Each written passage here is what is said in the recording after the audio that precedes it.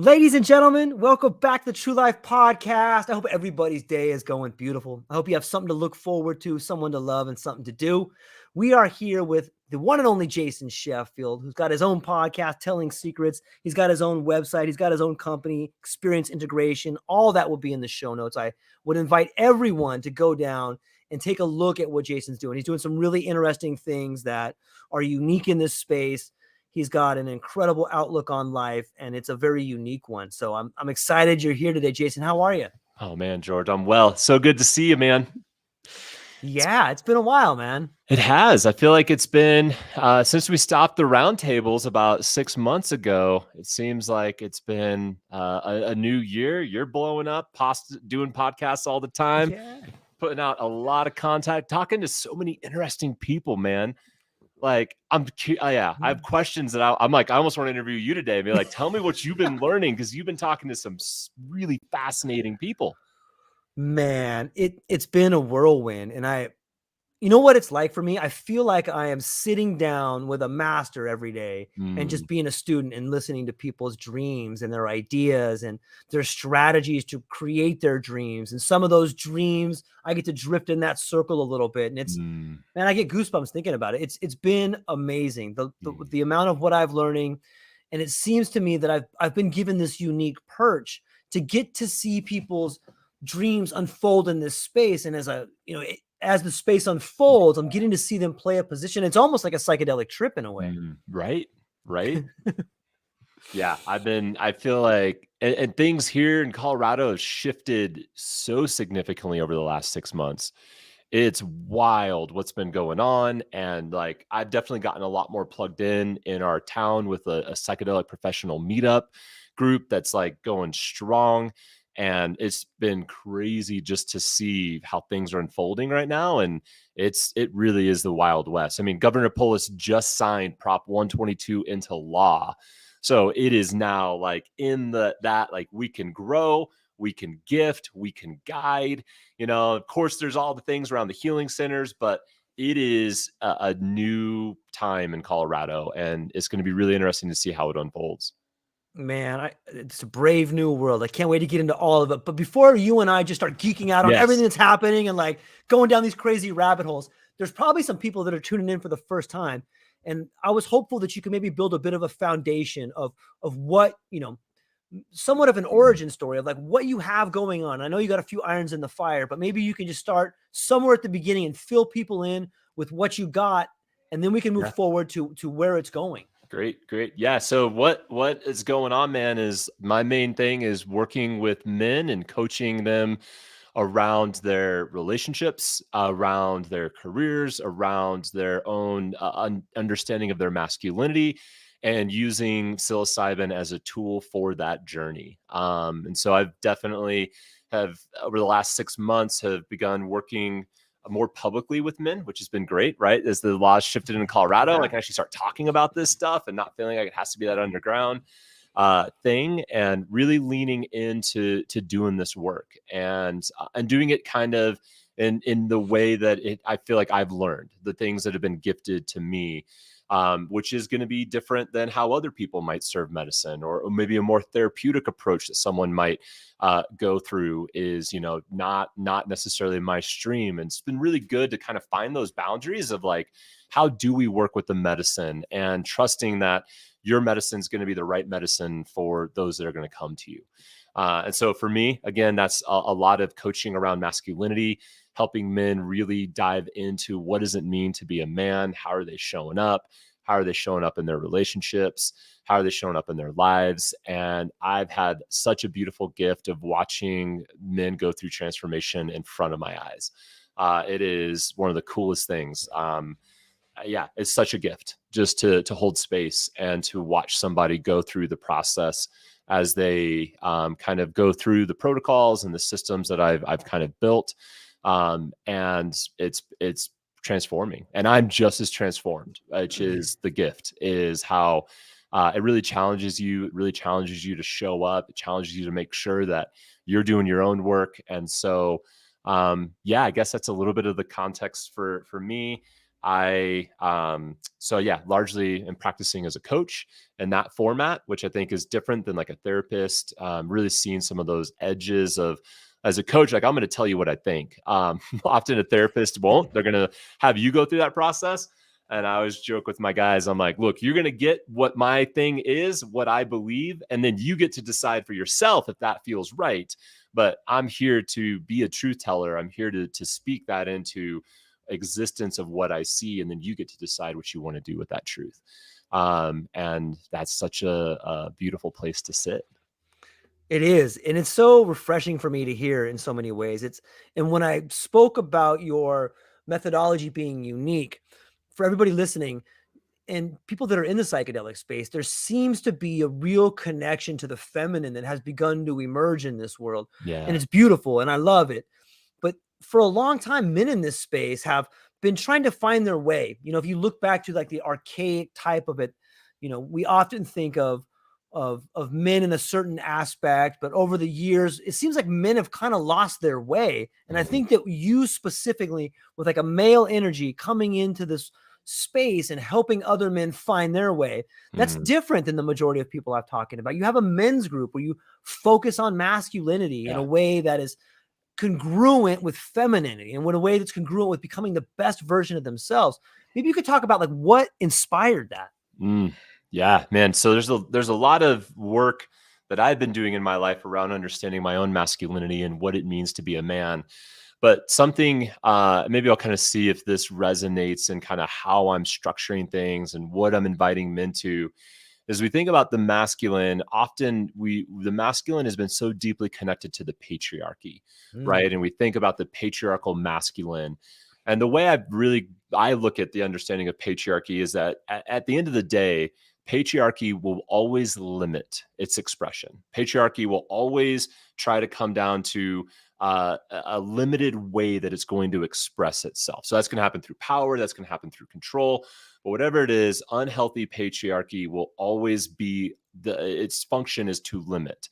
And so when we look at the masculine expression has been so deeply limited by its own patriarchy. So what it means to be a man is like falls into like three categories, really, right? If we think about like as men, again, traditional societal patriarchal male, what does it mean to be a man? Can be, you could to wear three colors, right? Brown, black, blue, green, maybe like we only get to wear two types of pants. Think about this. As men, in the patriarchy, we can only wear long pants or short pants. That's it. Like you don't get any other options. You put a dress on, you're seen feminine. Like that's it. Like we're limited. We get like three types of shirts that we get to wear, right? Like so the idea of what it means to be a man under this patriarchal expression has been so limited. And then I kind of the next step of that is okay, great. Well, let's think about when we think about the stories behind the patriarchy, power, God, right?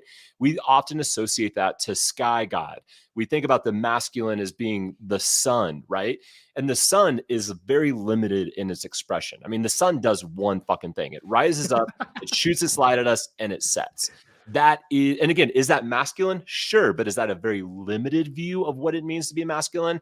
Absolutely. And I believe for far too long, we've associated these ideas of what it means to be the man as we tie it to these patriarchal structures that are defined by the sun. They're defined by sky God, which from my perspective, the idea of that ethereal being out there and attaching our masculinity is actually the most feminine thing that we could do. It's upside down, it's flipped on us because the masculine at its root is actually deeply grounded in the earth.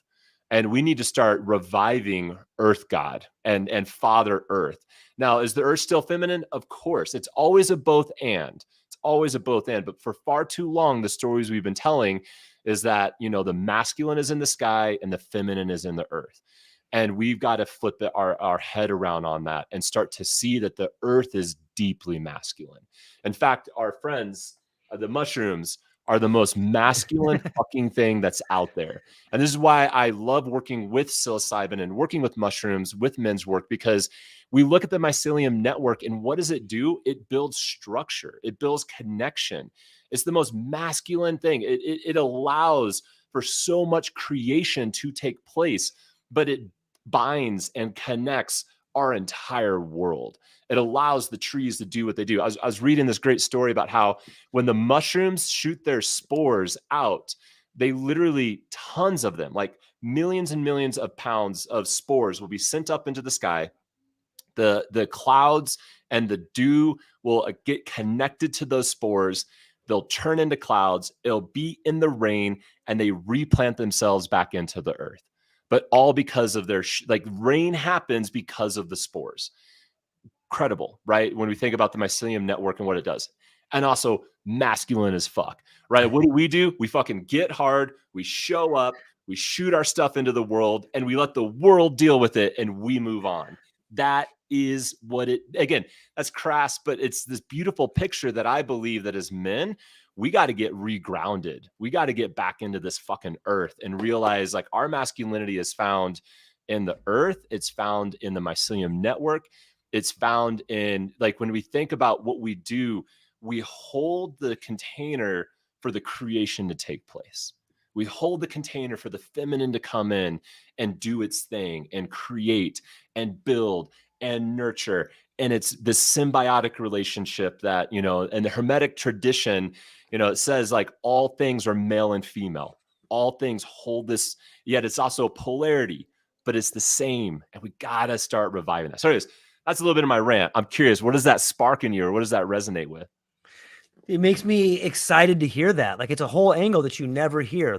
It does seem that a lot of the mythology that is in place right now is this idea of Mother Earth giving birth to things. Mm-hmm. But shoot, man, you look at a mushroom, it kind of looks like a giant dick. It does. You know what I mean? 100%. Like, and it does. It's shooting its load into the sky, and it is just it's just exploding into the earth. And it's a beautiful way to look at it. It makes me think about the duality. You know, it makes me think like the Hermetic tradition, like there is male and female in all things, and we both have those energies. And I think that that's a big part of the divide that's been happening between male and female, is like we've been at odds with each other. Yeah. And maybe it's been part of the structure, maybe it was necessary, maybe it's a cycle, but I do see this whole reemergence of one organism, you know, sort of that yin and yang with that dot in the paisley moving around in a circle. And I see that the cycle we're in, and I do think that the idea of masculinity is changing, and it's changing for the better. So when I hear that rant, it gives me a really good feeling inside about, hey, we're starting to move into a direction that's positive for everybody. We're starting to see a form of protection that's not toxic, and it's not containing people to hold them down. It's more protecting people so they can be the best person they can be. How do you, I'm sorry, go ahead. Yeah, no, I think that's actually the thing that the masculine needs to begin to, like, if men, we're going to start showing up and bring healing to this world and bringing healing to the feminine, and really start to see those shifts. Again, it starts with each man understanding what it means to be a man. Right. And so, and then that protection and those things that are deeply masculine. Now, that does, none of this ever means that the feminine isn't protective, right? Mama bear is the most fucking protective thing that's in this world, and will destroy any man that gets in her way. So that's the first thing that we got to get out of, is the understanding of like either or, right? It's either this or it's that. That's always going to fuck us over, and our understanding of what it means to be masculine and feminine. So we first got to get over that. If we can get over that and we start understanding like how we work together, and again, how we hold both. One of the kind of other pieces that I've been working with is helping people understand that, and again, your body is masculine in nature because it is the container that holds your emotions. It is the container that holds your spirit. And so if we want to sometimes associate like the emotions are feminine, which I believe emotions are just human, right? We all have emotions, but emotions carry feminine energy in the sense that they can be fleeting. They're not always grounded. Again, the feminine is way more connected to the sky. The feminine shows up in a storm, right? The feminine just fucking comes in, it rages, it storms, it gives you the life nourishing things that you need. Like, the sky is deeply feminine. And so when we look to it that way, we can look at it and realize I have to be very safe in my own body. I have to understand my body. I have to be connected to my body and the masculine. So that's the first step. And when we work with that, we open up the container to hold the emotions and the feminine inside. And that's the relationship that I create for myself, first and foremost for me, is that, okay, where am I at in my body? How am I understanding my body? How am I connected to my body? Because that's the masculine. I need that. I need the structure. I need a container, because otherwise it's all over the place and it's not grounded and it doesn't do anything. It can't create because it's just unleashed. So when we bring in the structure and the boundaries of my body, then my emotions, okay, I can begin to work with that. What am I feeling? Where am I feeling that? Where in my body? And now I can become a far more regulated human being because I'm letting the balance of my masculine and feminine, not a percentage of like one is more than another. It's both. And I'm letting them be in relationship with each other. I'm letting my relationship with my emotions and my body be in existence. And when we can do that, man, it's beautiful. But the feminine has, in my opinion, gotten so deep into their masculine because the masculine hasn't created a safe place and safe energy, that then they're coming at it from a perspective of how to do this stuff through the masculine. And it's really damaging to the feminine. And the feminine is longing for this. And the only reason I feel like I can say that with confidence is because this is what my partner tells me as the feminine, as the representative of, saying like, yes, this is the thing that we're looking for in the relationship. And again, not about gendered like relationships. I think there's dynamics that are at play here and how this comes out. But anyways, yeah, it's been really fascinating to see like that's what we do as men. We're protective. We can only do that once we first understand how to first and foremost give it to ourselves, and then we can give it to others.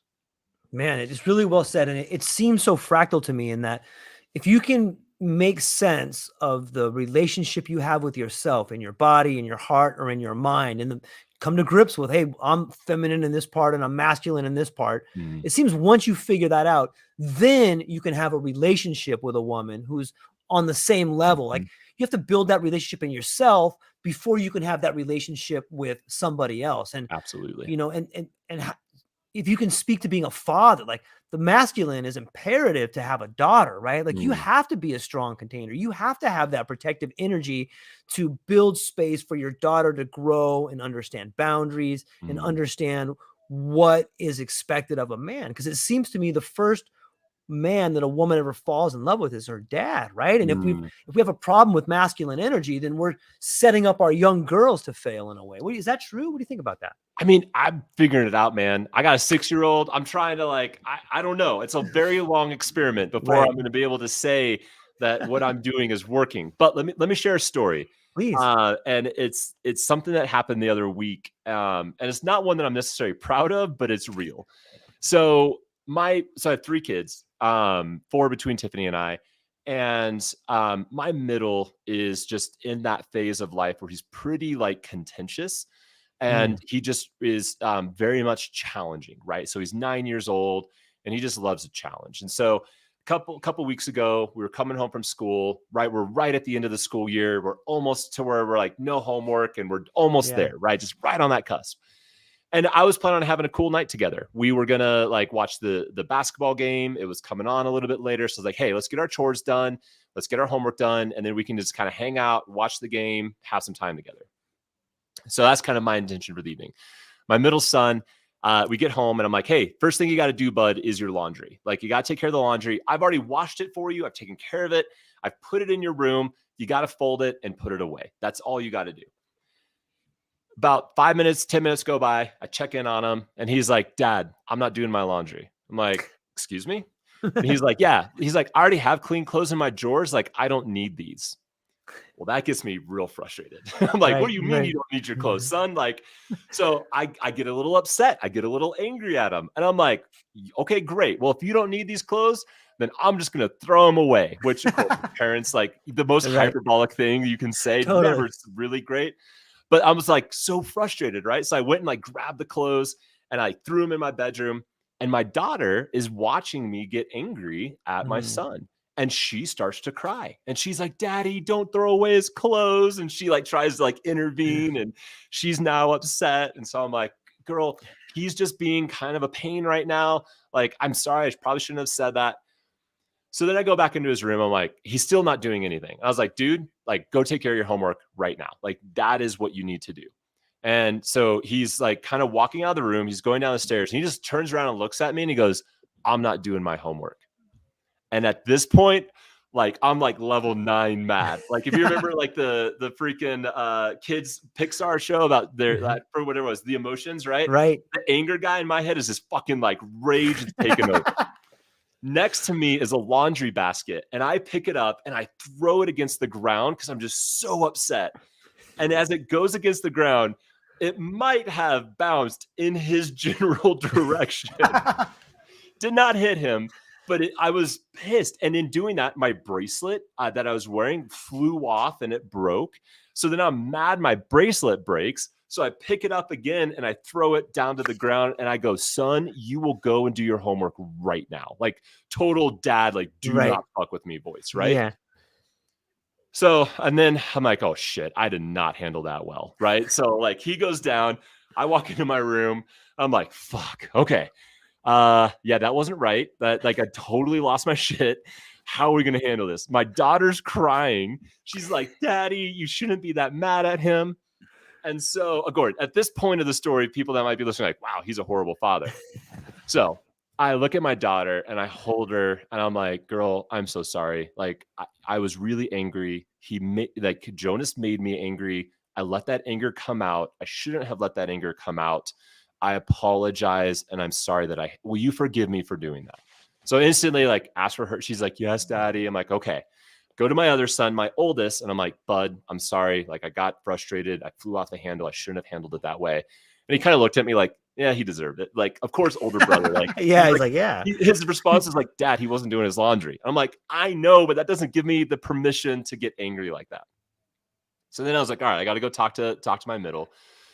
So I go downstairs. He's doing his homework, which was good because otherwise, who knows? But he's doing his homework. And I sit down at the table and I said, bud, you've made me very angry this afternoon. I'm very frustrated with you because I laid out my expectations. I laid out what we were looking to get done. And you just straight up disobeyed. And that really frustrated me. That said, I shouldn't have thrown the basket. So will you forgive me for throwing the basket? And it was very intentional on that because I was not asking for forgiveness for getting angry. Right. Because anger is natural. Like we're going to get angry. We get angry as parents. We get frustrated as parents. We shouldn't be asking for forgiveness for a very natural thing. What I needed to apologize for was throwing the basket against the ground. That didn't need to happen. That was an unhealthy expression of my anger. That's what I needed forgiveness for. So and he said, yeah, Dad, I forgive you. And I said, okay. Again, he didn't offer anything like, hey, will you forgive me for being a basic asshole? Like, no, like that didn't come up yet. So finish your homework. And while we're watching the game, you can go ahead and take care of your laundry.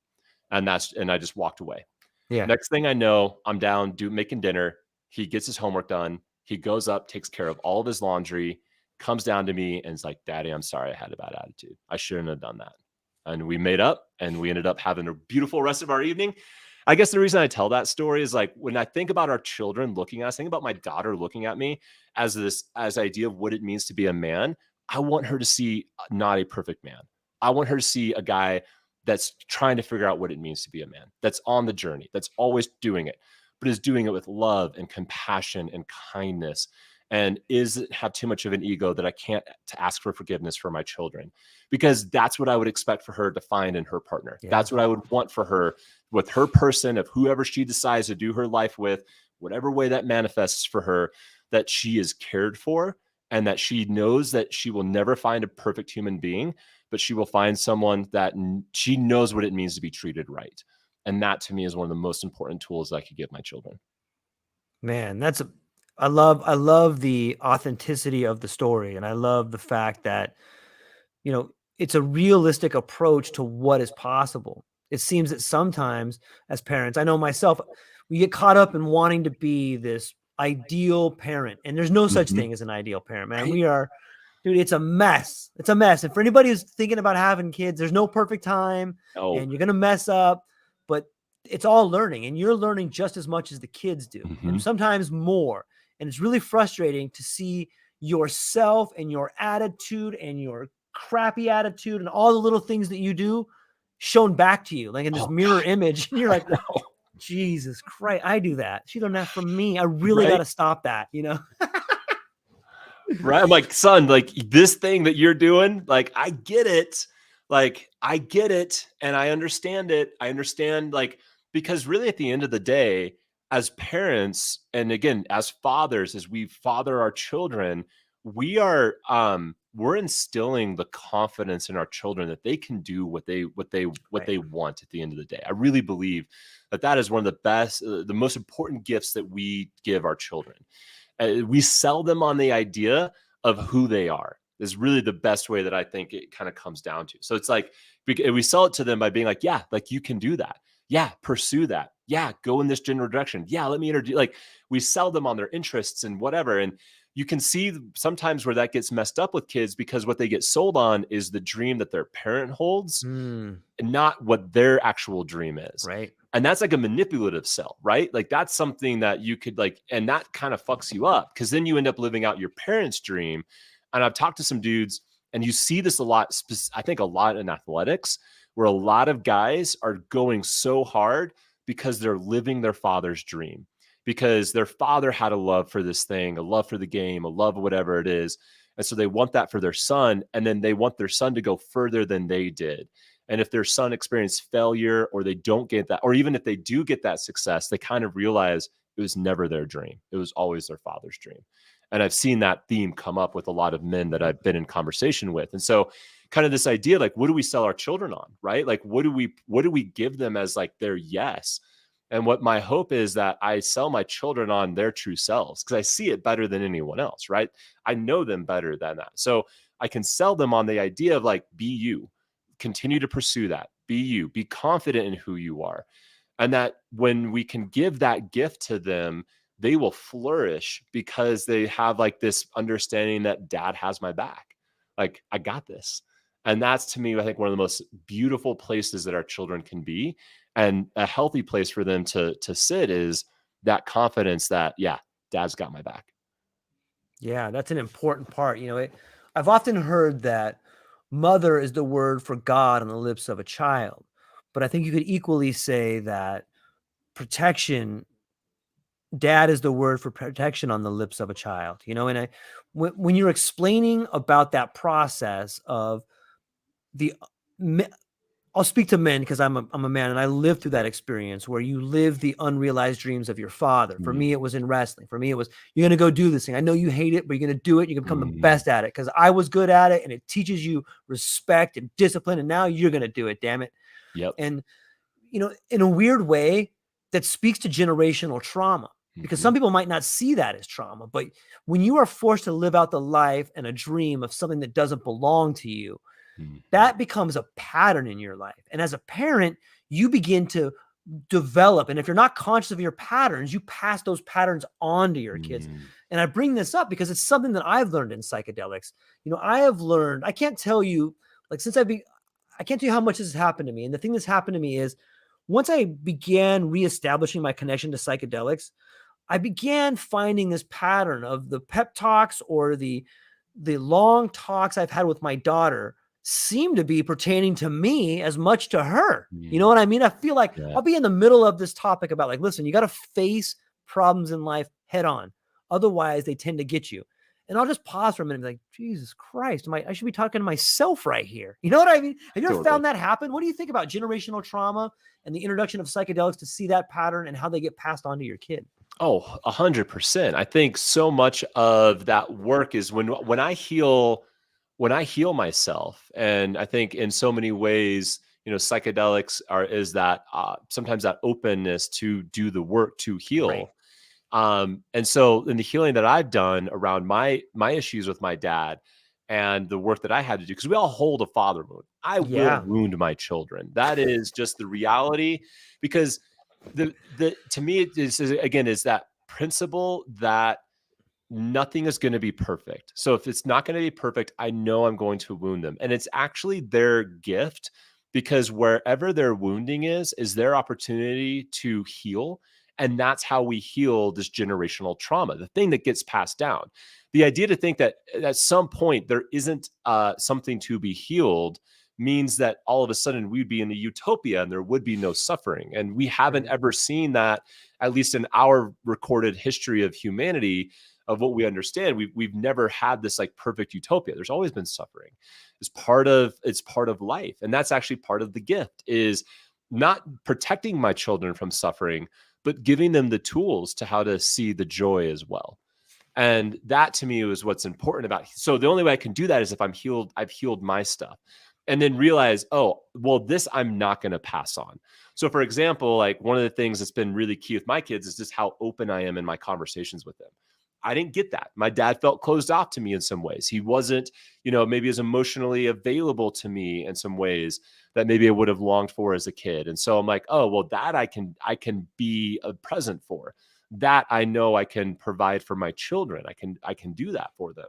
I can show up. But they're also growing up in a divorced home. So I'm sure there's trauma and there's like stuff that they're going to have to deal with because I hadn't done some of that healing. And I did cause damage and I did cause hurt. And yet I worked through it. I healed. And now they're getting the best version of me, but they're still going to have to deal with that. And I know that. And I'm not even, I'm not ashamed of it. I'm not trying to hide it. I'm like, yep, you're going to have to look at that someday. Like, you're going to need a good therapist to help you work through that, because that's just the reality. Like, why not just like call it what it is? Like, I'm not a perfect person and I'm not a perfect father, but I love deeply. And the one of the things that I found in one of my psychedelic journeys was, again, this idea of our sovereignty and our choice is fathering. Like, we hold so much beautiful power with our choice. And when we take that back and we really own our choice, we then start to show up differently. And one of those choices is fathering. And that my hope is that every dad listening understands that their role as father is first and foremost a choice. That at the end of the day, you don't have to do it. You could walk away. And I think that's the thing. Every guy has to look at himself in the mirror and own that I'm making the choice to show up as father. This is not something that it's forced on, because if it's forced on me, then I'm resentful about it. And if I'm resentful, I'm not showing up in the way. The only way you can fully show up is by owning your choice to father your children. And once you own that, stuff starts to that's where the healing happens. That's where you're starting to show up in a different way. Your kids are going to connect to that. But every guy needs to look at himself that's a father and ask himself, is like, understand the choice that they have. They can walk away. That's a choice we all hold. We could all do it. Yeah, it's a great point. It makes me think about if we just stay in this vein of making a choice and mistakes and fatherhood. Something that really has helped me out in the last few years is this idea that if you as a father, if you don't pick up the most difficult problem and try to solve it, then your kid has to. And for me, that means like the generational problems of, I came from a divorced home and, I got to see a broken relationship. And so that was imprinted upon me. And for me, I was like, okay, I saw my dad, who I love to death, but he has destroyed almost every relationship with a woman that he's ever been in, including my sister, my mom. And when I look back, at first I get angry, but then I look back at my grandpa and I'm like, dude, he did the same thing. Yeah. And then probably his dad. And so it kind of takes away that anger when you pan back and get that 1,000-foot view and you go, oh, this is a pattern.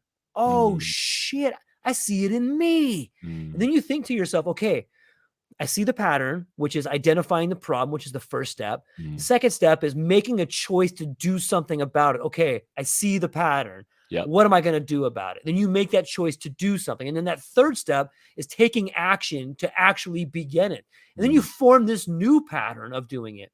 But I would like to invite everybody, every man that's listening to this, to understand you have to take on the stuff that's scary, because if you don't, then you force your kids to do it. And whether that's coming to grips with a mistake that you've made, whether that's coming to grips with a problem that you have, be it addiction, or, maybe it's porn, or maybe it's being divorced, or maybe it's being abusive in some way, emotionally or verbally. Yeah, those things all suck. But guess what? You have a choice to change them today, and you can begin changing them today. And if you do that, you make your kid's life a million times better because you stop that pattern right there. And Mm. it's a powerful thing to think about. What's your thoughts on that? Well, I think it's such a beautiful picture because a choice was made that brought in the generational trauma. Yep. Somewhere someone decided that that was their choice, right? That they were going to be the alcoholic or that they were going to be the abuser or that whatever. And again, yes, some of those things get passed down, but I really believe at some point someone made that choice. And I think that's where we see these cycles of like great seasons of fathers, and you can see how it gets passed down. And then at some point, someone makes the choice that then that choice gets passed down. And so what we have to realize is the power that we hold to heal. And it's almost like if we really look, and this gets real far out there Yeah. psychedelic wise, but if we can like play with the idea that the time doesn't exist and all things are happening at all times, all choices are being made at all times, then what's happening is that choice is getting passed on to me and I have full sovereignty to make a different choice. And when I make that different choice, I actually heal the trauma going back to when that choice, I fix their wrong. That's the karma, right? I'm making right what they did wrong.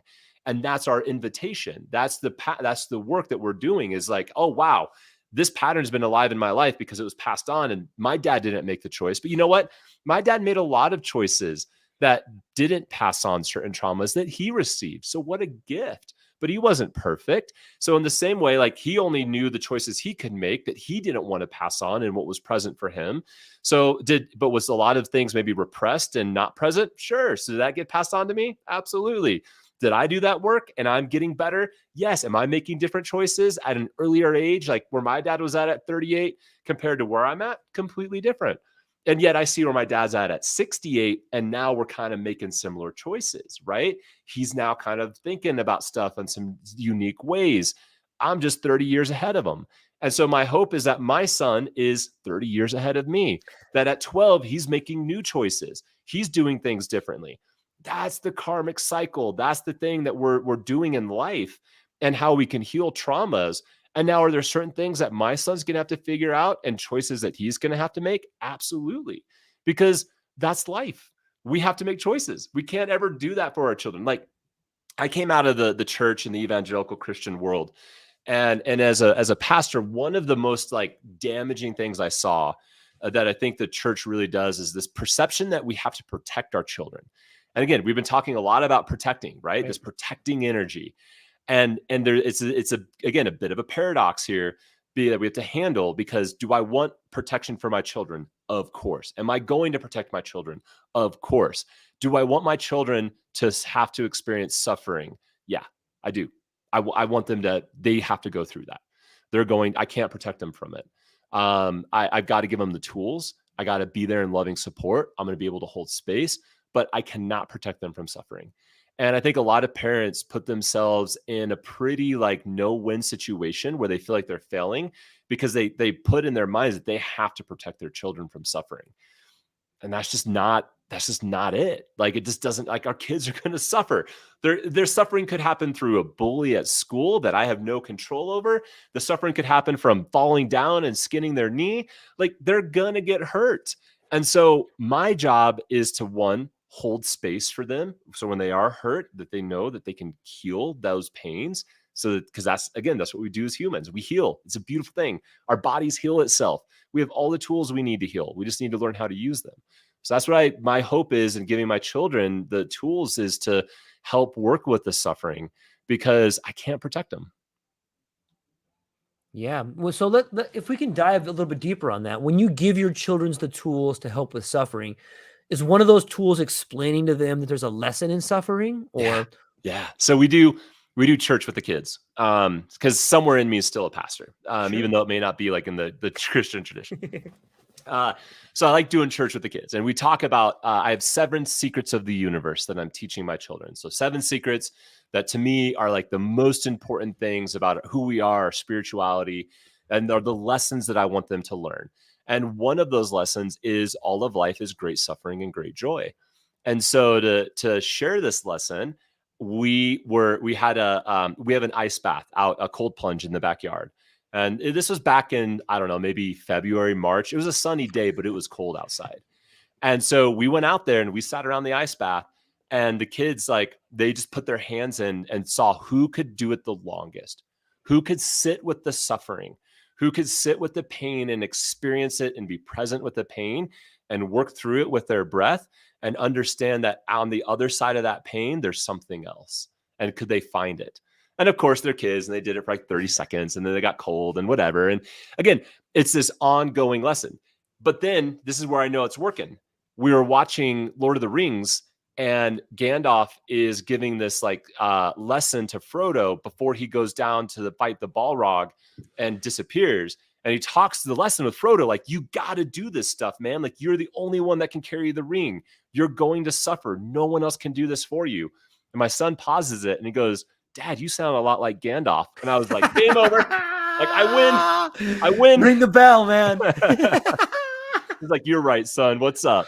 But again, it's just like, that's the stuff, right? That means they're getting the tools, they're understanding, they're drawing, they're making the correlations to where they can learn these lessons that, yeah, life is suffering. So now, they get in the cold bath or something happens or whatever, they now have the language to talk about what it is that's going on. And that's sometimes the tool itself, right? It's just the language. Because if we have the language, then we know how to process it, we know how to work with it, and we can learn what we need to do. So to me, that's a lot of times the tools. Other things that we talk about, breath work, we breathe with the kids. I have them be able to center. We talk about grounding elements and, things that they can do when they are feeling those things, they are feeling the suffering. And it's never like it's never done. Like, I will be teaching them these lessons for the rest of their lives in some way, right? Yeah. It's their job to learn it. And, that's kind of the great experiment. Yeah, it is. It's a great experiment. It's a gift on both sides. It's almost indescribable to think about the way in which we're tested and how fortunate we are to be tested. And there's a test inside a test. One test that I want to get your opinion on is, if we look back at mythology or scripture, there's often this sort of archetype. And I know what happened in my life. It probably happened in your life, and it sounds like it's already happened in your son's life. And it's this idea of the son having to fight the father. If you look at the prodigal son where he leaves, or if you look at like the Greek mythologies, like Zeus's sons coming back to get rid of him and kill him. And in some ways, like I know that I had to be in a fight with my father, and I had to beat him on some levels, and it felt good to beat him on some levels. And he fought valiantly, and I'm sure that he was happy when I beat him on some levels. And on some levels I may never beat him on. But what do you think about this idea of the son having to fight and win against his father? Oh, 100%. I love it. And I actively engage this with my boys. My boys love to wrestle me.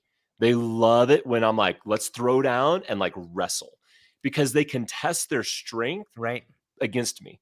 Because they can hurt me. My 12-year-old dude's strong. Like, I get a kick in the face from him, and that hurts. Yeah. But when we wrestle, we set boundaries, we set some container, right? Because without it, then that energy can get real feminine real fast, right? I'm angry and I'm fighting and like it's rage. No, let's teach it from like the container. So we set the rules, we set the ground rules. And then I always joke with them, like, you cannot beat me. Like, you try to beat me. And then both boys will gang up on me, and like, I don't hold back. I mean, like, of course I'm not hurting them, but like, I let them feel my strength. I let them feel my weight. I let them feel, what is it like to push against and like struggle and fight against something that's bigger than you. And I let them, and I tell them, test your strength against me. I can handle it. I'm stronger than you, at least right now. Someday I may not be, but I'm stronger than you now. So I believe that, as the father, like, we have to let our children fight against us. We have to let them become themselves, and they become themselves through the fight. And so but my son, my oldest, he loves to run, and he's like really freaking good at running. And so we did a 3K, we did a 5K over Thanksgiving. And I kind of was like, whatever, like, I'm not going to train for this. I'll just gut it out. I can run a 5K. Like, I'm pretty, like, I'm in shape. I'm working out, whatever. Right. But my son just got done running cross country. He's pretty on it. He's running like 2 or 3 miles on his own, like getting up early, and I'm not doing any training. The dude beat me by 3 minutes on the race day. Like he just kicked my ass. Like he was, and I told him, I was like, son, you run your race. Like you run what you need to run. Do not worry about me. Go. He beat me that day. And I honored him. I was like, way to go, dude. Like you beat me. You were so much faster. Like I'm dying here. And you just own that. I am so proud of you. Like, good job, man. Like, good job. But then the other day, we were riding our bikes, and like biking is my thing, and I killed him, man. We got on this hill, and I just freaking let loose, and I was like, I will wait for you at the top, son. Remember who is still king on this situation, right? Yeah. But that's the game. Like we play this game with our children, and I genuinely believe, like in mythology, and one of the great myths that I love around the masculine is a story from Brothers Grimm called Iron John. And it was Robert Bly actually wrote a book called Iron John, looking at this myth. And in the myth, the beginning of the myth, at least, is this story about this kind of wild man that works his way into a kingdom. You have to go read it to see the details, but he's in a cage, and in the kingdom, he's caged up, and the king's son sees something in him, but he doesn't interact with him. And one day he's playing in the courtyard and he loses his ball, and it rolls up to the wild man covered in mud and just like crazy kind of giant-esque. And he grabs the ball and he says, you have to go get the key from your mother if you want your ball back. And the boy, like, he's like, let me out and I'll get you the ball. And the boy waits. And in the book, it's like 3 days. But I think in our lives, we can think about this concept that the thing that holds the golden ball, the thing that you want, the thing that kind of defines who you are, this wild man is holding it within each of us. And to unlock it, we have to go steal the key from our mother. And the key was hidden underneath the mother's pillow, the queen. And so the boy sneaks into the room, steals the key, lets out the wild man. The wild man grabs him up and carries him off onto their journey where this boy becomes a man. And I think it speaks to this thing that like every man has to steal the key from their mother, and they have to leave their father. You got to walk away. And I think as parents, we got to encourage that stuff. Like it's the father's problem when it becomes like, oh, son, you can't be, and they think their entire lives they got to be like the shit for their kids. Like, no, I am training my children to no longer like need me, but they will always need. It's that paradox again, right? It's a both and. But like, I want them to be fully, like, I want them to fight me. I want them to leave me. I want them to go figure out who they are, because otherwise, what are we doing? Right? Like, I'm just coddling them for their entire lives. And then they, like, and I think we've seen that in society. And I think a lot of our ailments of what was going on in our world is this kind of weird thing that's been going on where parents are fighting their kids like battles, right? They're not letting their children grow up.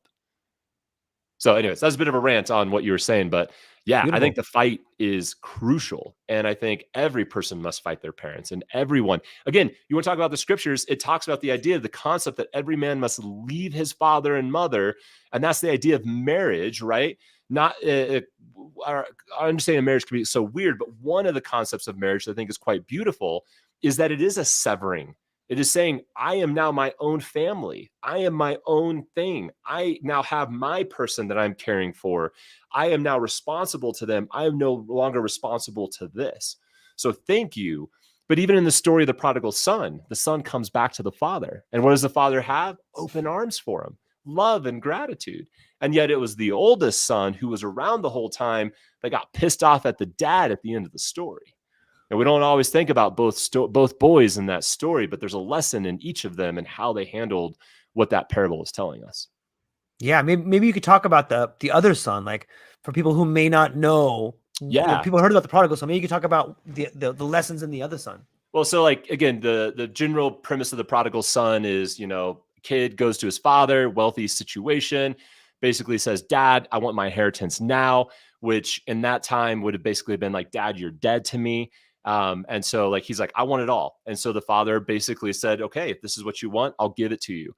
And so this younger son gets his inheritance from the father, and he goes off and he squanders it in a matter of time. And the next thing you know, he's literally eating the food with the pigs.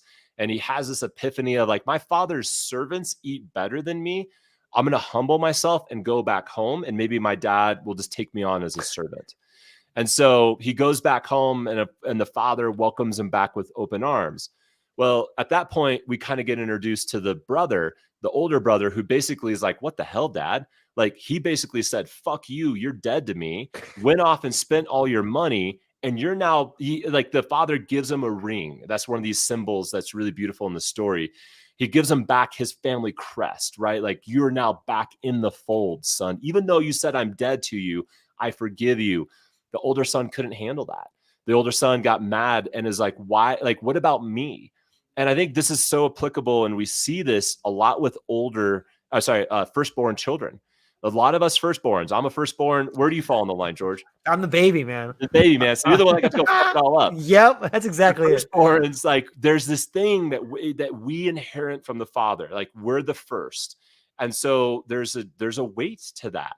And so the firstborn doesn't always know how to handle the fact of like grace and acceptance and coming back. And so the lesson there in the firstborn is like, one, like, he never like went to go figure out his own stuff. He'd been in the shadow of the father the whole time. And so he didn't have any of these lessons or these tools on how to like love his brother and accept him back into the family and welcome him back, even though his brother did a really bonehead thing by saying, you're dead to me. Yeah, it's, Jay, even though it's only been 6 months since I've last talked to you, I feel like I've learned so much in our talks, man. I want everyone to go and check out what you got going on, because I can see the lessons you're teaching to people in the worlds of masculinity, in the worlds of family, in the worlds of relationship. And it's a world of difference, man. I'm so stoked to get to see the beginning process and to see how far and how awesome it is right now. Maybe, I know we're kind of coming up on a little bit of time, but I think you've kind of built a really good foundation about what it is, the people you're inviting to come and study with you.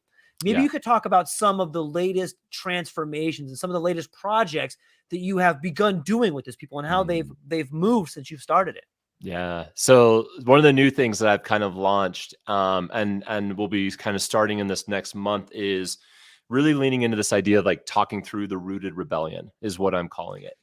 And because I think part of this fight and part of this stuff that you're talking about as well is in men, is that we need to get in touch with our rebellion, and being rebellious and fighting against something. I think more men need to lean into the rebellion. But the problem is, when we think about rebellion, it can go one of two ways. If it's unrooted, then it gets angry, it gets destructive, it gets mean, it's aggressive in the worst ways possible. And we've seen that. And I think a lot of times you look at like rebellious teenagers, and especially men that like rebel early in their life against their situation. It's basically guys that don't have enough guts to like go take the key from their mom. So they like do it in a weird way and they like rebel and all this stuff. And the invitation that I want to invite more men into is their rooted rebellion, and being able to really ground down. And the first place of rebellion is knowing where you say you're fuck you at the end of the day. And like really like you're no, like no more, like no. And actually that no is one of the most masculine things that we can do. We talk a lot about, especially in the psychedelic space, and I see this a lot in like the especially the feminine energy of like your fuck yes, right? And I was thinking through this a lot, like, what's your fuck yes, right? Like, get in touch with your fuck yes, that's awesome. But what I realized is that for a lot of men, and this was me, I actually had to say no. My first like fuck you was to no longer wanting to be married and choosing something for me where I said no. Like, I don't want this, and I'm going to choose me in this situation. That was really fucking hard, but it was a rebellious act, right? Yep. More men, like, we need to tap into that no. And we all know it. Like, we know like where we're kind of like, we know our no, but then we kind of get lazy about it, or we get resentful about it, or we don't show up. And that kind of really manifests again in like some more like you're rebelling against your life because you can't say no. So you get like sucked into like always having to watch the game, or you spend your time on fantasy football, or you're gaming. You're just, and again, intrinsically, none of those things are bad, but it's when you are like literally rebelling against your life because you can't say no. You can't say, something like, hey, woman, no more. This can't happen anymore. Children, no more. This is no, like, there is a boundary and I'm holding it. Or something in their own lives, their own bodies, right? Being able to be like this situation, yeah, no, I'm doing something about it. I'm fucking going to the gym. I'm Yeah. waking up. Yeah. I'm taking, like, no more. And on the other end of every no is the yes. And that's where the transformation lies. Because when we can say no to something, we clear it out of our lives and we get rid of it, and we're able to purge. And again, that's the beauty of like medicine work and purging, and why it's so important is because you're energetically and sometimes physically clearing space so something new can come in. And you cannot find your fuck yes until you know your fuck no. So that's how transformation happens. That's the lesson that I've been learning and inviting men into, and I've been watching it happen before my eyes, where it's inviting people into like, where is your no? And that's so much like coaching work, and what I'm leaning into is like helping people find and giving them permission to say it. Because damn, it's hard. Like, I was with the guy and I knew his no, and we were doing some medicine work together, and we were in the journey, and he like admitted something and I saw it, and then I was like, say it. And he couldn't articulate it. And it was like, again, it was so empowering to that masculine to be like fucking calling it out and be like, look at me in the eyes and I want you to say it. I'm giving you permission to say the thing you never thought you could verbalize. Fucking say it.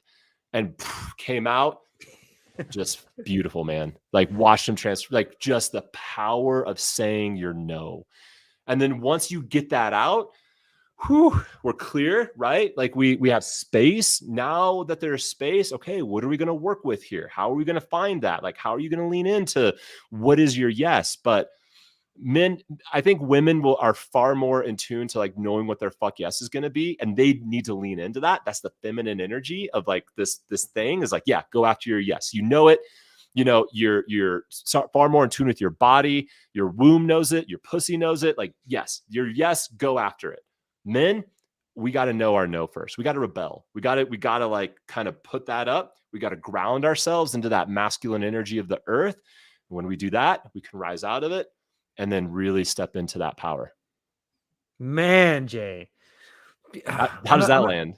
Dude, I got to sign up for a class, bro. I got to come and sign up for a class over there, man. Like, I love it, man. I really admire the method. And one of the things people may not know is that your classes, what you're teaching, comes from lived experience. Like, you're creating this process as it unfolds. And I think that is real teaching. That comes from the heart. That comes from lived experience. That comes from real tragedy.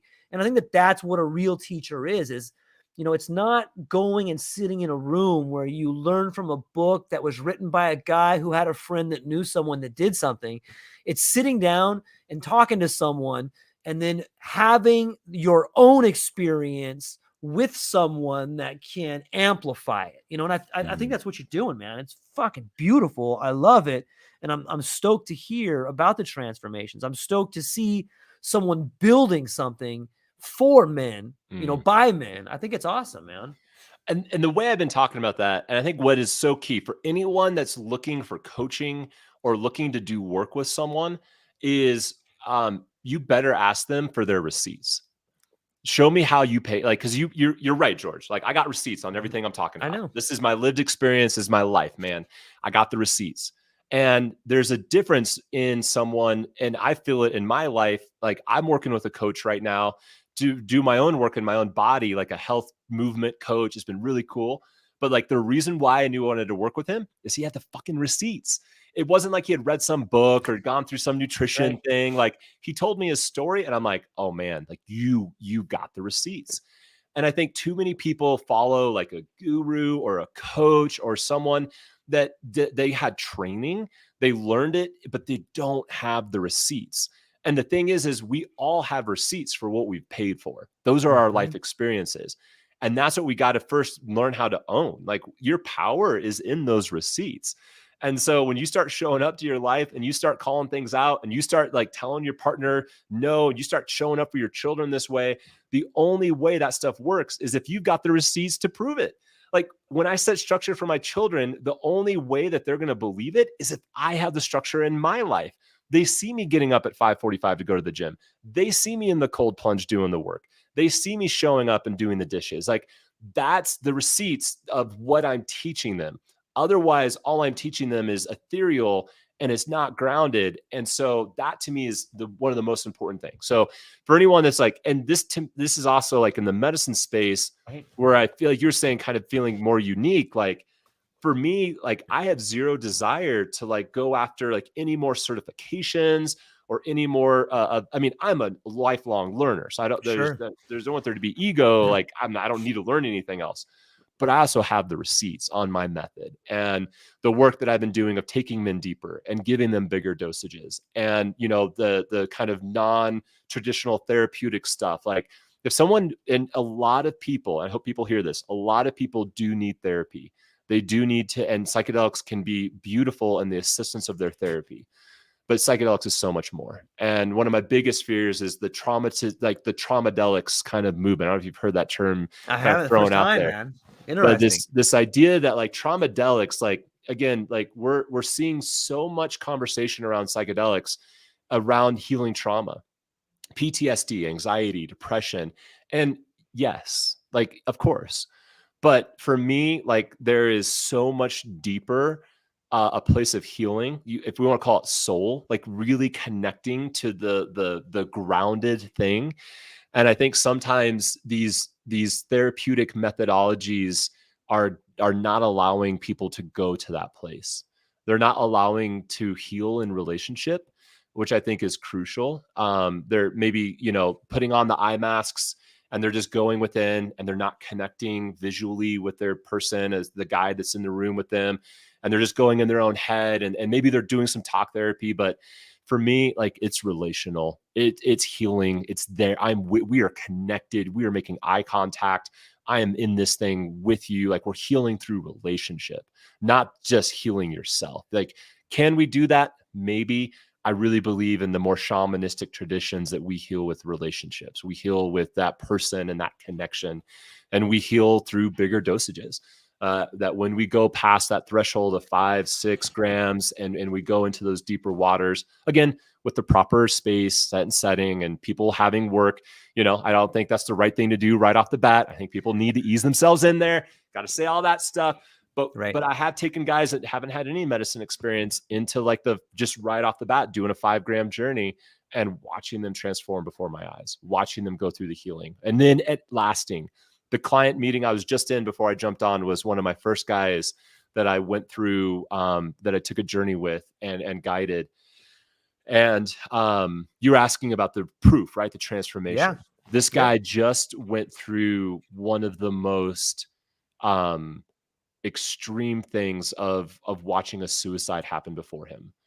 And like it like a week ago. And he was just sitting with me processing it. And I was able to just encourage him of like, brother, you are in the healthiest place you've ever been. You can do this. You can walk through this because of all the work that you've done. You're showing up in this beautiful way. And it is incredible and it's courageous, but I am confident that you can walk through this storm. And because of everything that he had done and the work we had done, he just broke down. He's like, you're absolutely right. He's like, I have all the tools I need. I can do this. And that's this thing. So like maybe the last story I'll share as we kind of wrap up, but one of the themes of this rooted rebellion that I found in nature that's so beautiful is, have you ever heard what buffalo do with a storm? No. So fascinating. Yeah. So when a buffalo herd senses a storm coming, they go on the move and they actually run into the storm. Cattle, they don't. Cattle have been so domesticated over time that when the storm comes, they run away from the storm or they hunker down and just sit. Therefore, when a storm comes in, you watch a lot of cattle get taken out because either it's like a bad storm. You think about being on the plains, all that snow, they get buried down, they get cold, they freeze to death, or they run away from the storm, which only prolongs it because you're never going to outrun the storm. The buffalo knows because they're free. because they're not domesticated. They know that in their freedom, their choice is to run through it. Yeah. And that at the end of the day is what all of us hold. Storms come. Again, we've been talking about this theme of suffering and Yeah. whatever, and that we got to be like buffalo and not cattle. And we got to run into that storm. But we can only do that when we realize we're free to run into the storm, that we're not been domesticated like the cattle. And far too many people are way too domesticated these days. When the storms hit, they don't know what to do. And we got to follow that beauty of the buffalo and run in it and run through it and survive it. And they know they don't get taken, the herds don't get taken out by the storms because they know exactly how to handle them. Yeah, it seems to me like part of the awakening is for a few of the buffalo to go and rewild the rest of us, and Absolutely. it just takes a few people to show them the way, the same way it takes a mentor to show someone they have the tools. And I think that's what you're doing, Jason. I really admire the conversation today. I really admire what you're doing. And when I do look at the different types of branches on the psychedelic tree, this is the first time I'm noticing this branch that's moving towards the world of masculinity, man. And I want to say Mm, thanks for that. It's awesome. And mm. I really enjoy it. And I think it's going to help a lot of people. I know you've already helped a lot of people. And I love the fact that you have the receipts, man. I love the fact that you welcome people to come and challenge you. And Yeah, whether it's your son or whether it's someone coming to you for help, you're like, what up? What you want? I love it, dude. totally. I Yeah. love it, man. Mm. So I know you're coming up on time, but maybe you can share with people where people can find you, what you got coming up, and what you're excited about. Yeah, man. Well, I'm excited to announce I've transitioned my website over to the Rooted Rebellion. I am Beautiful. rebranding. We're moving Okay. in that direction. Although the experience integration, it's all the same. People will still Okay. find that. I'm working on the website right now. It is still live. If people want to stay in touch with what I'm doing, I do have a place where they can sign up for a newsletter. So you can drop an email in there. It's pretty bare. But the next thing I'm going to be doing is actually holding space for a circle, probably a virtual circle. It'll be the third Thursday of the month, but I'm going to be basically opening it up for men that want to start coming in and having a conversation about the rebellion. What are they feeling? Where do they need to rebel? Where is this alive for them? No intentions of teaching anything. No intention. It's not a webinar. It's a Yeah. space. It's a circle to come around and share. If people have had medicine experience, is awesome. If you haven't, that's not it. But it's about letting men that feel sparked by this idea of, I want to know where my fuck no is. I want to hear what that's like. I want to hear how other people are working through that. So that will be starting. My intention is probably to be doing it at like 8 p.m. Mountain Standard Time. Late enough for guys, get kids down if Right. you've got a family and whatever. So kind of, for most people, I think that'll be late enough. Pacific people, it might still be a little bit early, but yeah. So that's what I got. Man, it's awesome. It's awesome to see it growing, and it's awesome to see the space unfolding. And are you going to be down in Denver this June? I am not going to be in Denver for the psychedelic Yeah. conference up there. Yeah. Yeah, I'm kind of steering clear of it, man. I don't know. Like, I'm pumped for what's happening in the Yeah. space. Right. I think there's a lot of really, really good things. But as here in Colorado Springs, and anyone that's in Colorado, just know like there's psychedelic professional meetup groups that are happening. Right. Get involved with them. If you're in this space, there's in Denver, Fort Collins, Boulder. We have one here in Colorado Springs. And I love it. And I love all of the ways that the medicine is getting to express itself right now. Yeah. It's happening through therapy. It's happening through these other realms. But for me, I've really felt like I kind of have found my lane, and it's in Yeah. this work. And that's where I'm going to hang out for a little while. Yeah, it's a great spot, man. I think you're leading the space in a lot of ways, but I've been holding you too long. You only had an hour. You're I'm keeping good. you to an hour and 10, man. I love you, Jay. You're an amazing person. You're Hey, helping a George. lot of people, and I'm really looking forward to some of the things that you and I have in the works, and Yeah. learning more about the rebellion. So that's all All we right. got for today. Ladies and gentlemen, hang on one second, Jay, I'll talk to you. But ladies and gentlemen, for the listening audience, I love you guys. I hope you're having a beautiful Mhm. day. Griggs, I see you over there in the chat, my friend. I love you too, man. Thanks for doing everything that you do. You're an amazing human. And that's all we got for today. Ladies and gentlemen, aloha.